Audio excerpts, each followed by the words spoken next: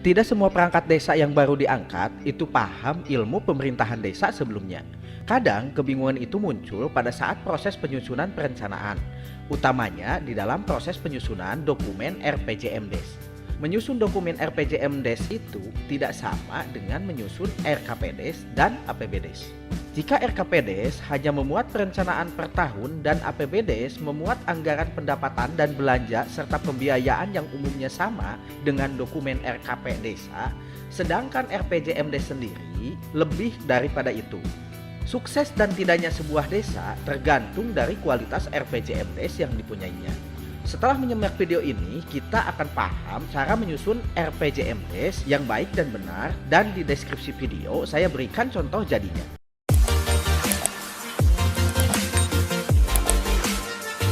Perkembangan RPJMDes sebelum Undang-Undang Desa diterbitkan, rencana pembangunan jangka menengah desa disingkat RPJMDesa itu berlaku 5 tahun dan memuat paling banyak usulan-usulan yang berkaitan dengan bidang pembangunan. Sedangkan sekarang RPJMDes itu berlaku 6 tahun serta memiliki persentase variatif, mulai dari bidang penyelenggaraan pemerintahan desa, pembangunan desa, pembinaan desa, pemberdayaan desa, dan bidang tak terduga. Ini artinya kita akan lebih mudah di dalam mengcover apa-apa yang menjadi seluruh usulan warga. Menyusun RPJMDes itu beda dengan konteks menyusun RKP dan APBDes. Karena RPJMDes itu jauh lebih variatif dan memuat lebih lengkap seluruh usulan dari warga mulai dari tahun pertama hingga tahun ke-6. Makanya saya tidak menyarankan untuk mengcopy paste seluruh isi dari dokumen RPJMDes yang ada di desa-desa sebelah. Karena jelas berbeda antara isi dan usulan yang berasal dari masing-masing warga desa. Lalu bagaimana tips mudah bagi pemula di dalam menyusun dokumen RPJMDes agar berkualitas? Yang pertama, bentuk tim penyusun RPJMDes. Langkah paling awal sekali ketika Anda hendak menyusun dokumen RPJMDes ialah membentuk tim penyusun. Ada 2 dasar hukum yang kami gunakan dalam membentuk tim, yaitu Permendagri nomor 114 tahun 2014 dan Permendes PDTT nomor 17 tahun 2019. Tim penyusun RPJMDes berdasarkan Permendagri nomor 114 tahun 2014. Bila merujuk pada Permendagri nomor 114 tahun 2014, pembentukan tim penyusun RPJMDes diatur dalam paragraf 2 pasal 8 yang susunan timnya sebagai berikut. 1. Kepala desa membentuk tim penyusun RPJMDes. 2. Tim sebagaimana dimaksud pada ayat 1 terdiri dari A. Kepala desa selaku pembina, B. Sekretaris desa selaku ketua, C. Ketua lembaga pemberdayaan masyarakat selaku sekretaris, dan D. Anggota yang berasal dari perangkat desa, lembaga pemberdayaan masyarakat, kader pemberdayaan masyarakat desa, dan unsur masyarakat lainnya. 3. Jumlah tim sebagaimana dimaksud pada ayat 1 paling sedikit 7 orang dan paling banyak 11 orang. 4. Tim penyusun sebagaimana dimaksud dalam ayat 1 mengikut sertakan perempuan. 5. Tim penyusun sebagaimana dimaksud pada ayat 4 ditetapkan dengan keputusan kepala desa dengan tugas-tugas sebagai berikut. A. Penyelarasan arah kebijakan pembangunan kabupaten atau kota. B. Pengkajian keadaan desa. C. Penyusunan rancangan RPJMDes. Dan D. Penyempurnaan rancangan RPJMDes. Tim penyusun RPJMDes berdasarkan Permendes nomor 17 tahun 2019. Bila merujuk pada Permendes nomor 17 tahun 2019, ketua tim penyusun tidak harus berasal dari sekretaris desa, melainkan orang yang mempunyai keahlian dan kemampuan dengan pertimbangan kepala desa. Setelah ketua tim ditunjuk, kemudian tim tersebut memilih sekretaris untuk dijadikan partner di dalam menyusun dokumen RPJMDes. Secara lengkap, pengaturan pembentukan tim penyusun diatur dalam pasal 13 yang bunyinya sebagai berikut. 1. Kepala desa mempersiapkan penyusunan rancangan RPJMDes dengan membentuk tim penyusun RPJMDes. 2. Tim penyusun RPJMDes sebagaimana dimaksud pada ayat 1 terdiri dari A. Pembina yang dijabat oleh kepala desa. B. Ketua yang dipilih oleh kepala desa dengan mempertimbangkan kemampuan dan keahlian. C. Sekretaris yang ditunjuk oleh ketua tim. Dan D. Anggota yang berasal dari perangkat desa, kader pemberdayaan masyarakat desa, dan unsur masyarakat desa lainnya. E. Unsur masyarakat desa sebagaimana dimaksud pada ayat 2 huruf D meliputi tokoh adat, tokoh agama, tokoh masyarakat, tokoh pendidikan, tokoh seni dan budaya, dan keterwakilan kewilayahan. 2. Organisasi atau kelompok tani dan atau buruh tani. 3. Organisasi atau kelompok nelayan dan atau buruh nelayan.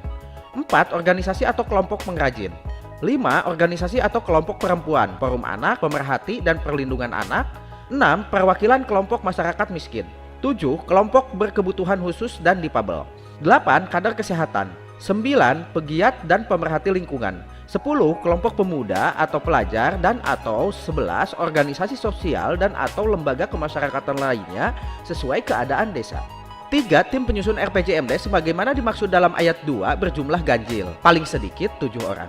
4. Tim penyusun RPJMD sebagaimana dimaksud dalam ayat 2 ditetapkan dengan keputusan kepala desa. 5. Tim penyusun RPJMD sebagaimana dimaksud pada ayat 2 secara proporsional mempertimbangkan kesetaraan dan keadilan gender. Setelah tim penyusun terbentuk, berdasarkan atas hasil musyawarah yang diputuskan melalui mufakat bersama, kemudian kepala desa menetapkan dalam sebuah surat keputusan atau SK. Untuk honor tim penyusun RPJMD sendiri, bisa Anda anggarkan melalui APBD sesuai kemampuan keuangan desa. Kedua, menyelaraskan arah kebijakan pembangunan kabupaten atau kota. Setelah tim menerima surat keputusan atau SK dari kepala desa dan memahami tugas pokok sebagaimana yang telah saya sampaikan di atas, kemungkinan untuk langkah selanjutnya tim penyusun mulai menyelaraskan arah kebijakan, arah pembangunan antara program dan kegiatan yang ada di kabupaten kota dan kegiatan-kegiatan yang akan ada di desa. Informasi terkait penyelarasan arah kebijakan program dan kegiatan-kegiatan yang ada di kabupaten atau kota bisa diperoleh tim penyusun melalui sosialisasi-sosialisasi yang dilakukan oleh pemerintah kabupaten atau kota. Tapi informasi ini akan mustahil didapat secara lengkap apabila hanya mengandalkan sosialisasi-sosialisasi. Untuk itu, saya sarankan agar mendatangi langsung Dinas DPMD atau Bapeda, di mana Anda tinggal kemudian minta top copy yang memuat sekurang-kurangnya informasi antara lain: 1. Rencana pembangunan jangka menengah daerah kabupaten atau kota. 2. Rencana strategi satuan kerja perangkat daerah. 3. Rencana umum tata ruang wilayah kabupaten atau kota. 4. Rencana rinci tata ruang wilayah kabupaten atau kota. Dan 5. Rencana pembangunan kawasan perdesaan. Setelah beberapa data yang saya sebutkan di atas didapat, tugas Anda selanjutnya ialah memilah mana-mana rencana program atau kegiatan dari kabupaten atau kota yang akan masuk ke desa. Kemudian dikelompokkan mulai dari bidang penyelenggaraan pemerintahan desa, pembangunan desa, pembinaan kemasyarakatan desa, dan pemberdayaan masyarakat desa. Setelah semua dikelompokkan dari hasil pemilahan data sesuai bidang masing-masing, kemudian dituangkan dalam format data rencana program dan kegiatan pembangunan yang akan masuk ke desa yang akan menjadi lampiran hasil pengkajian keadaan desa. Jika video ini memberikan manfaat, maka dukung kami untuk terus bisa berbagi dengan menekan tombol subscribe dan aktifkan juga tanda loncengnya agar sobat tidak ketinggalan video terbaru dari kami. Atau mungkin sobat suka dengan videonya, maka berikan kami like.